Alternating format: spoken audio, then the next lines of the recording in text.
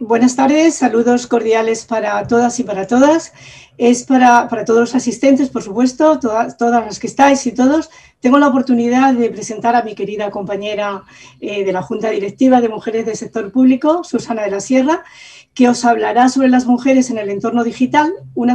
algunas consideraciones sobre los derechos digitales. Susana es profesora titular de Derecho Administrativo de la Universidad de Castilla-La Mancha, es licenciada en Derecho por la Universidad de Cantabria, es máster en Derecho Alemán y Comparado en la Universidad de Bayreuth y doctora en Ciencias Jurídicas por el Instituto Universitario de Florencia.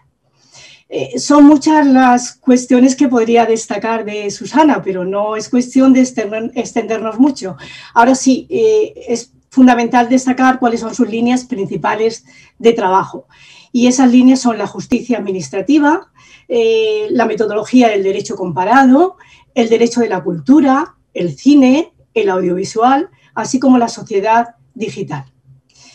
Hay otras cuestiones importantes para destacar de Susana, y es que ha sido presidenta de la Comisión de Mujer y Ciencia de la Facultad de Ciencias Jurídicas y Sociales de Toledo. Esta, entre otras muchas actividades vinculadas con la igualdad entre hombres y mujeres. También hay que destacar que entre los años 2012 y 2014, fue directora general del Instituto de la Cinematografía y de las Artes Audiovisuales y entre los años 2016 y 2019 prestó servicios como letrada del Gabinete Técnico del Tribunal Supremo.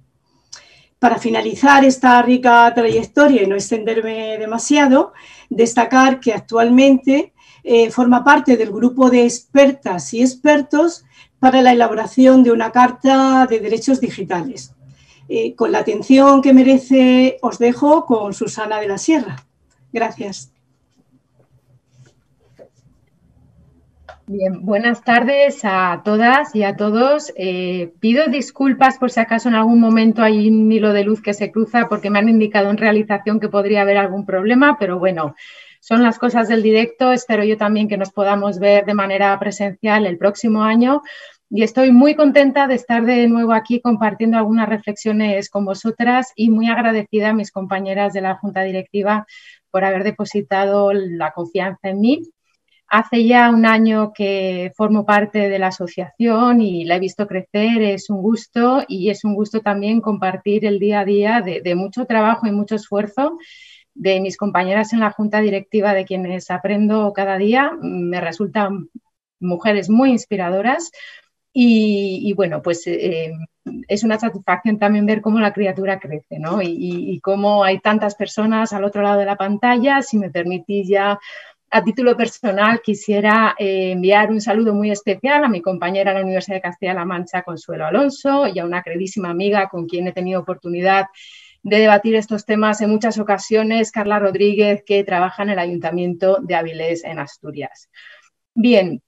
a mí me ha correspondido realizar unas reflexiones sobre las mujeres en la sociedad digital, en el entorno digital, al hilo de mi participación en el proceso de elaboración de la Carta de Derechos Digitales, que casualidades de la vida, esto del azar a veces sorprende mucho, se presentaba esta mañana en un acto público presidido por la Secretaria de Estado de Digitalización e Inteligencia Artificial, Carme Artigas, y se presentaban los resultados de los grupos de trabajo en el seno del grupo de expertas y expertos que fue constituido en el mes de junio, el 15 de junio de 2020, se presentaba la configuración de este grupo, que era, he de decir, no un grupo paritario, sino con mayoría de mujeres. Luego se incorporó otra persona y a día de hoy es un equipo paritario, también de gente muy comprometida. Y me centraré en algunos de los aspectos que presentan más interés aquí. Pero primero, en primer lugar, sí que quería realizar algunas consideraciones más generales para luego aterrizar en este instrumento que está llamado a ser un instrumento jurídico de primer orden para dar solución a algunos de los problemas que estamos debatiendo aquí hoy en esta sesión y en otras sesiones. Mañana es hoy, el futuro es digital, pero es que el presente es digital, hemos llegado allí y esta tendencia se ha apuntalado durante la pandemia. Ángeles Durán ahora mismo nos relataba algunas cuestiones relacionadas con el teletrabajo,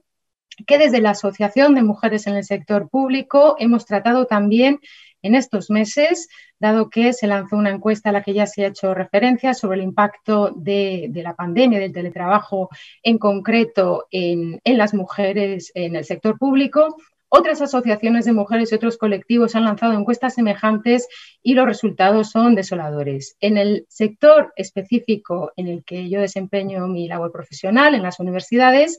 bueno, pues mientras la pandemia ha servido en muchas ocasiones para que los compañeros, muchos compañeros, perdón, no voy a generalizar tampoco porque tampoco sería correcto, pero bueno, muchos compañeros han utilizado este tiempo para avanzar en sus carreras, escribiendo más, publicando más, etcétera. El caso de las mujeres es completamente inverso. Aquí el teletrabajo ha sido una trampa en el sentido de que la conciliación no ha sido conciliación. Cuando hablamos de conciliación no podemos hablar de eso. Invito, por lo tanto, a leer no solamente los datos de la encuesta, sino el informe que se ha preparado en el seno de la asociación. Hoy todas nuestras facetas profesionales, personales, sociales se desarrollan en el entorno digital. Hay un único espacio, hay un presente continuo, hay un único tiempo y eso tiene impacto también en algunas cuestiones relacionadas con el ámbito de lo jurídico. Desde las administraciones públicas se ha de actuar con medidas normativas, pero también con políticas públicas activas que ayuden a paliar las brechas digitales en distintas manifestaciones, en particular la brecha de género, que es la que nos trae hoy aquí, pero también otras brechas como, por ejemplo, la brecha territorial, la brecha económica, la brecha en relación con las personas mayores, la brecha en relación con las personas con discapacidad o con otras capacidades, las brechas con carácter general. En este sentido, en relación con las brechas, cabe remitir aquí también a un estudio, a un barómetro, a un e-barómetro que publicaba el ONSI, el Observatorio Nacional para las Telecomunicaciones y la Sociedad de la Información, dependiente de red.es, donde se analizaban los últimos 12 años y cómo han impactado las tecnologías en concreto en las mujeres. Se apuntaba a las brechas digitales, también aquí en plural, en relación con las mujeres, brechas puestas de manifiesto, por ejemplo, con las competencias digitales de las mujeres en relación con los hombres, con el acceso a las tecnologías de las mujeres en relación con los hombres, con la presencia de mujeres en empresas o en centros de trabajo, incluyendo aquí también centros públicos de trabajo, relacionados con las tecnologías y se detectaba cómo en general los indicadores en relación con las mujeres son peores, son más reducidos que en relación con los hombres y por lo tanto se insta a elaborar las políticas públicas que se consideren adecuadas en esta línea. Por ejemplo, se apostaba y se apuesta por despertar la vocación STEM de las niñas, es decir, que estudien carreras en ciencia, en tecnología, en ingeniería y en matemáticas, algo que a pesar del momento histórico en el que nos encontramos, pues todavía deja mucho que desear. Con estos antecedentes y estas cuestiones de carácter general que quería enunciar en un primer momento, voy a pasar a desarrollar a rasgos generales cuál ha sido el proceso de elaboración del borrador de carta de derechos digitales que se ha presentado esta mañana y que ayer salió a consulta pública con un plazo que está fijado hasta el 4 de diciembre, de modo que desde aquí invito a todas las personas que nos están escuchando a que realicen aportaciones porque es un proceso colectivo que se irá enriqueciendo justamente con las aportaciones de las personas que mejor conocen el día a día de estas cuestiones desde sus distintos frentes. Por lo tanto, mencionaré o explicaré cuál ha sido el proceso de elaboración de esta Carta de Derechos Digitales y cuáles son sus rasgos fundamentales en relación con los temas que más nos interesan aquí. El grupo, como indiqué antes, se constituyó en junio. Se dividió en 5 grupos de trabajo, pero no es una división estricta, es decir, muchas personas han participado en los distintos grupos de trabajo. Se elaboró un informe, ahora indicaré algunas cuestiones generales. El informe no se ha hecho público, solo se ha hecho pública la carta en sentido estricto, que es un documento de 25 apartados, 25 derechos, de unas 9 páginas, y el informe se hará público al final del proceso, tal y como ha indicado la Secretaría de Estado esta mañana. Pues bien, el informe se dividía en 5 partes. Una parte introductoria que explicaba qué es esto de la Carta y cómo se ubica en una evolución histórica de textos dirigidos a proteger los derechos de las personas, probablemente, aunque hay antecedentes, desde la Declaración de Derechos del Hombre y el Ciudadano de la Revolución Francesa, que venía acompañada de la Declaración de Derechos de la Mujer y la Ciudadana de Olympe de Gouges, que la pobre, pues por esta razón, murió guillotinada. Y se inserta en una tradición de textos protectores de derechos de las personas y, lógicamente, en una reflexión propia de este entorno digital. ¿Cómo protegemos ahora los derechos de las personas? Bueno, pues en esa introducción, ahora de manera sintética, se subrayan 2 cuestiones. En primer lugar,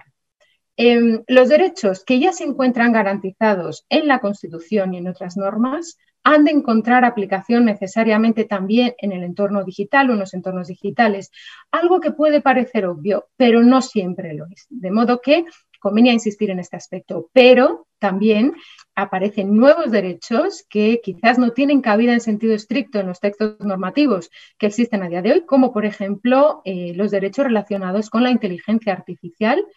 y los derechos relacionados con la neurotecnología, la implantación de chips, por ejemplo, que pueden afectar a la personalidad, que pueden aumentar las competencias del ser humano con todas las cuestiones éticas, no solamente jurídicas, sino éticas, que todo esto comporta. Justamente porque se trata de un terreno nuevo, donde el derecho no siempre se encuentra cómodo, pero la ética tiene que estar permanentemente presente. Una de las partes en las que se estructura este informe apela justamente a los principios éticos en relación con documentos europeos e internacionales que han sido elaborados, como por ejemplo alguna recomendación del Parlamento Europeo. Otra parte era en sentido estricto la Carta de Derechos Digitales que se ha presentado. Otra parte muy relevante en relación con las cuestiones que estamos debatiendo aquí era la parte correspondiente a las políticas públicas, es decir, qué políticas públicas son necesarias para desarrollar y hacer efectivos los derechos de la Carta, los derechos sin más, no los de la Carta, sino cualquier derecho. Son papel mojado si no se les acompaña de un sistema de políticas públicas y de unas garantías, y por eso, además del apartado correspondiente a las políticas públicas, se adjunta un apartado correspondiente a garantías, donde se alude a garantías administrativas, por ejemplo, por las propias administraciones públicas, a otro tipo de garantías, como por ejemplo la incorporación de mecanismos de autorregulación y de autorregulación regulada, es decir, autorregulación en un marco jurídico cuyo incumplimiento determina unas consecuencias, y también una serie de opciones en el ámbito jurisdiccional, como por ejemplo conseguir la especialización de determinados jueces en las materias digitales, o incluso había quien proponía en el grupo de expertas y de expertos la creación de un orden jurisdiccional específico para los asuntos constitucionales. Bien, la Carta, sobre la base de ese informe, se divide o se estructura en 5 partes. Y sigue una estructura que recuerda bastante a textos normativos más recientes, menos quizás a la Constitución española u otras constituciones, más, por ejemplo, a la Carta de Derechos Fundamentales de la Unión Europea. Hay un grupo de derechos, en primer lugar, que son derechos de libertad, un segundo grupo muy importante, y aquí me voy a detener, de derechos de igualdad, otro grupo sobre derechos relacionados con la participación política y la conformación del espacio público, derechos relacionados con el ámbito empresarial y laboral, lógicamente aquí el teletrabajo es una de las cuestiones que aparecen mencionadas, y por último una mención a las garantías en el sentido que he mencionado, así como derechos en entornos específicos, y ahí tendría cabida los derechos relacionados con la neurociencia. La igualdad es un valor superior del ordenamiento jurídico, y aquí en la Carta se proyecta con ese carácter de valor superior del ordenamiento jurídico. Es decir, va apareciendo en distintos apartados, no solamente en ese segundo bloque de derechos que lleva la rúbrica específica de derechos de igualdad. Pero lógicamente ahí encontramos las cuestiones que presentan mayor interés. El primero de los artículos, el frontispicio de ese bloque relacionado con los derechos de igualdad, es el artículo 8, que como regla, o el apartado 8, porque no es un artículo en sentido estricto todavía, no es un texto normativo y quizás cambie, pero como regla mnemotécnica, el artículo 8 como 8 de marzo, ¿no? Bueno, pues el derecho de igualdad aparece reconocido ahí, derecho de igualdad y derecho a la no discriminación y a la no inclusión. Y muy relevante es que tras la manifestación o reconocimiento de este derecho, a continuación se insiste de manera específica en la igualdad entre mujeres y hombres en el entorno digital. Por lo tanto, actualizando y concretando el mandato de la Ley Orgánica de Igualdad en el entorno digital. Y algo muy importante, se establece que se ha de promover la perspectiva de género en los procesos de transformación digital. No se añade más, por lo tanto, en todos los procesos de transformación digital se entiende en el sector público y en el sector privado. En el sector privado, del que solo diré esto porque tampoco tenemos mucho tiempo y quería centrarme algo más en el sector público, en el sector privado, entre el reconocimiento de derechos, algunos de los cuales ya están contemplados en el ordenamiento jurídico, como el derecho a la desconexión digital, como el derecho al trabajo, al teletrabajo, reconocido en el decreto ley que ha sido ya convalidado, se incluyen algunos relacionados con la utilización de sistemas de analítica de datos y de inteligencia artificial en los entornos empresariales y laborales. Y se reconoce el derecho de las personas trabajadoras y de sus representantes de ser informados de los procesos de transformación y de participar en dichos procesos, teniendo en cuenta, como decía antes, que la perspectiva de género ha de estar presente en todos los procesos de transformación digital y, por lo tanto, también aquí. Y, por concluir este apartado relacionado con el ámbito laboral, se reconoce el derecho a ser informado del uso de sistemas de analítica de datos y de inteligencia artificial en los recursos humanos y, en general, en todas las relaciones laborales. Bien. Retomando el hilo del frontispicio o del derecho a la igualdad como frontispicio de esa parte relacionada con los derechos de igualdad y en realidad como principio inspirador de toda la Carta, se promueve la adopción de políticas públicas que luchen de forma activa contra las brechas digitales, contra la brecha territorial que se menciona de manera expresa, contra la brecha de género que ya se ha mencionado en el mismo apartado, la brecha en relación, como indicaba antes, de las personas mayores y la brecha en relación con las personas con discapacidad u otras capacidades que aparecen recogidas en otros apartados específicos justamente para singularizar las cuestiones relacionadas con estos colectivos. Las administraciones públicas son agentes de cambio. Las administraciones públicas desempeñan una labor fundamental para que cualquier texto normativo, para que una carta, un programa de acción sea real y efectivo y, por lo tanto, están llamadas a desempeñar una función de primer orden y también están llamadas a servir de modelo en los procesos de transformación digital, en el desarrollo de las políticas públicas a las que he mencionado y para concretar el mandato del artículo 9.2 de la Constitución española. Las administraciones públicas, además, forman parte de esa transformación digital. La administración digital es uno de los objetivos de la Estrategia España Digital 2025. Es un proceso en curso que ha sido apuntalado en estos últimos meses, pero que lo será todavía más. La ministra Darias hace un momento nos mencionaba algunos procesos normativos en curso a los que hay que prestar atención y que, de hecho, dialogan muy bien con algunas de las cuestiones que aparecen recogidas en esta carta y son procesos paralelos que tendrán que estar en comunicación constante unos con otros. Por ir concluyendo poco a poco, porque tampoco tenemos demasiado tiempo, mencionaré algunos de los derechos que aparecen recogidos en la carta, derechos de la ciudadanía, hombres y mujeres, en sus relaciones con la administración digital. Se recogen algunos derechos ya previstos en normas jurídicas o que flotan en el ambiente, es decir, que quizás en la jurisprudencia o en la doctrina habían sido ya apuntados, pero que todos ellos requieren un impulso. Por ejemplo, derechos relacionados con la transparencia, con el acceso a la información, la rendición de cuentas, la responsabilidad. Se recoge también el derecho a una alternativa analógica, es decir, el derecho de las personas a relacionarse con la administración y a no usar para ello recursos digitales. Pero algo muy importante en relación con otros apartados de la Carta que también dirigen su atención a la inteligencia artificial son los derechos y las garantías relacionados con el uso por las administraciones públicas de instrumentos de inteligencia artificial y, en concreto, algoritmos. Entre otros, yo subrayaría, por ejemplo, el derecho a obtener una motivación sobre las decisiones o las resoluciones administrativas adoptadas utilizando estos instrumentos de inteligencia artificial, estos algoritmos, indicando, por supuesto, cuáles son las normas jurídicas que se han utilizado, pero también indicando cuáles son los criterios de aplicación de esas normas. Y un algoritmo no deja de ser un criterio de aplicación de esa norma. Entre otras cuestiones también, por ejemplo, se establece como garantía que las decisiones discrecionales, es decir, aquellas en las que hay un margen de decisión por parte de la Administración en el marco de la legalidad, esas decisiones tendrán que ser tomadas por personas físicas y no por algoritmos, con excepciones que puedan estar previamente previstas en la ley. Y también se establece como derecho